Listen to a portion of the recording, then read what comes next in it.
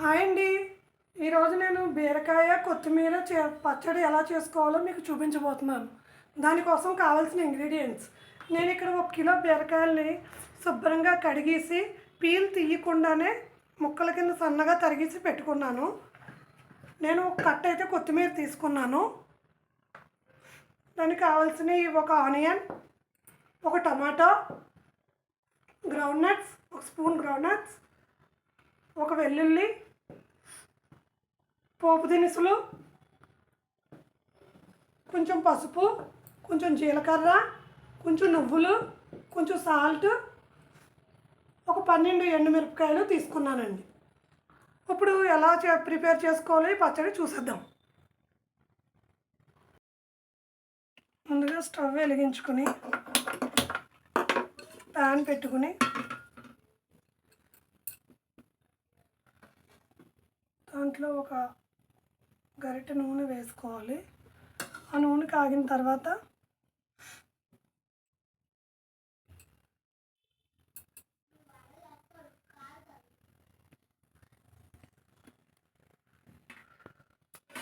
ముందుగా ఆయిల్ కాగిన తర్వాత ఒక స్పూన్ గ్రౌండ్ నట్స్ వేసి వేసుకొని అవి కొంచెం వేగిన తర్వాత కొంచెం జీలకర్ర,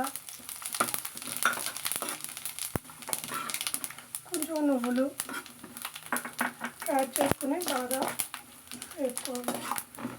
తర్వాత పోపు దినుసులు ఉన్నాయి కదా, అవి కూడా మిక్స్ చేసుకుని బాగా కలుపుకోవాలి. ఇవన్నీ వేగిన తర్వాత వీటిలో కొంచెం రెడ్ చిల్లీస్ యాడ్ చేసుకోవాలి.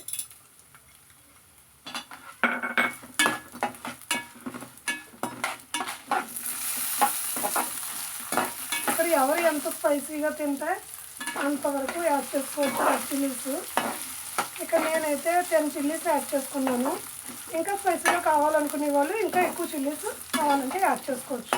లేదు తక్కువ కారం తినాలనుకునే వాళ్ళు అయితే ఇంకా తగ్గించుకోవచ్చు.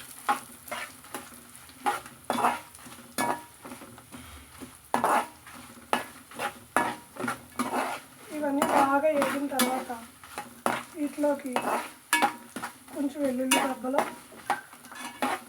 వేసుకోవాలి.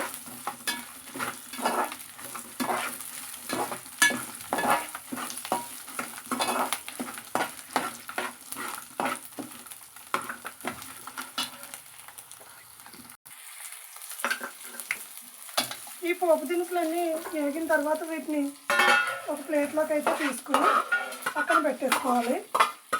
ఇవి అయితే చల్లడానికి కొంచెం టైం పడుతుంది. సో ఇప్పుడు మళ్ళీ ప్యాన్ పెట్టేసుకుని దీంట్లో ఒక స్పూన్ ఆయిల్ వేసుకుని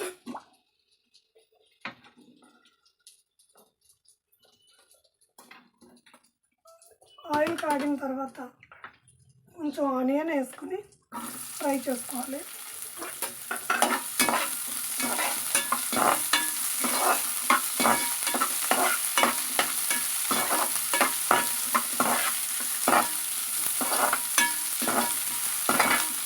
ఇలా ఆనియన్ కొంచెం ఫ్రై అయిన తర్వాత దాంట్లోకి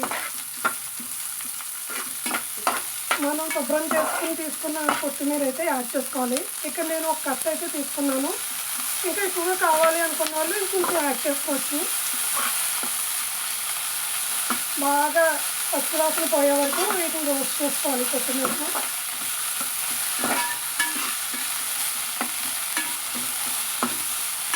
ఇలా రోస్ట్ చేసుకున్న తర్వాత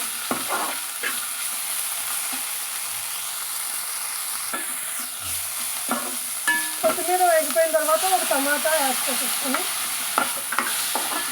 బాగా మిక్స్ చేసుకోవాలి.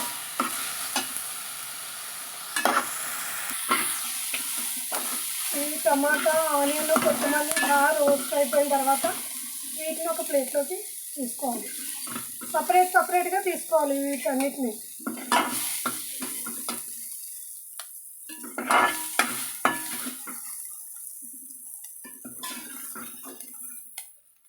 తీసుకున్న తర్వాత ఫైనల్గా ఇంకా మనం తీసుకున్న బీరకాయలు ఏదే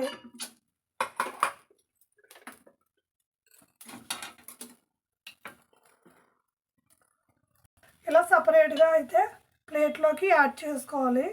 మళ్ళీ వీటిని కూడా పక్కన పెట్టేసుకోవాలి. ఇప్పుడు ప్యాన్లోకి మళ్ళీ ఒక స్పూన్ ఆయిల్ వేసుకుని, ఆయిల్ కాగిన తర్వాత మనం అయితే బీరకాయలు తీసుకున్నాం కదా, శుభ్రంగా కోసి పెట్టుకున్న బీరకాయలు అయితే ఫైనల్గా యాడ్ చేసుకోవాలి.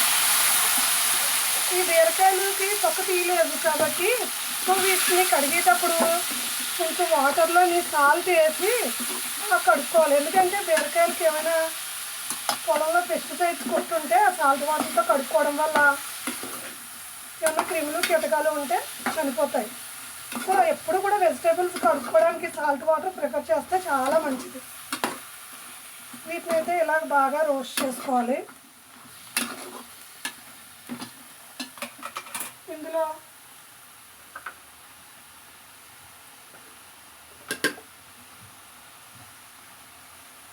తగినంత ఉప్పు వేసుకోవాలి.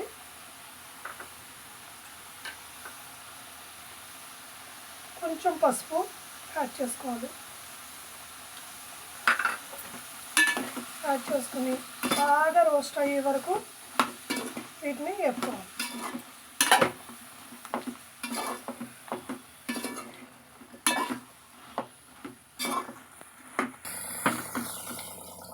ఇప్పుడు ఈ బీరకాయలు అయితే బాగా మగ్గిపోయాయి. ఇప్పుడు స్టవ్ ఆఫ్ చేసుకుని ముందుగా మనం తయారు చేసుకున్న ఈ పోపు దినుసుల్ని మిక్సీ జార్లో వేసుకోవాలి.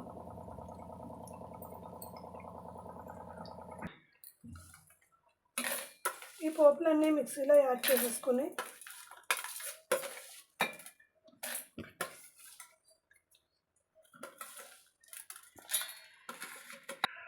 ఇలా ఈ పప్పు దినుసులన్నీ మిక్సీలో వేసుకున్న తర్వాత కొంచెం వాటర్ మిక్స్ చేసుకుని మిక్సీ పట్టుకోవాలి.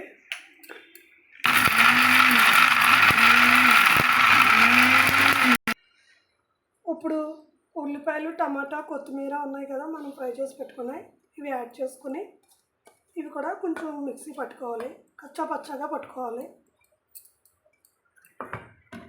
ఇప్పుడు మనం వేపుకుని పక్కన చల్లారి పెట్టుకున్న బీరకాయ ముక్కల్ని ఫైనల్గా అయితే ఇందులో యాడ్ చేసుకుని మిక్సీ పట్టుకోవాలి.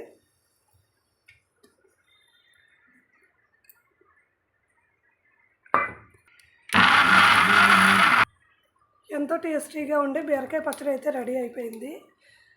దీన్ని వేడివేడి అన్నంలో కనుక కలుపుకొని తింటే చాలా టేస్టీగా ఉంటుంది. ఈ వీడియో కనుక మీకు నచ్చినట్లయితే మన ఛానల్ లైక్ చేసి సబ్స్క్రైబ్ చేసుకోండి మరెన్నో వంటల కోసం.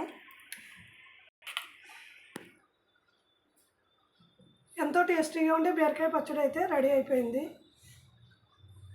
బాయ్ అండి. నెక్స్ట్ టైం మరో ఇంట్రెస్టింగ్ వంటతో మీ ముందుకు వచ్చేస్తాను. Please subscribe my channel.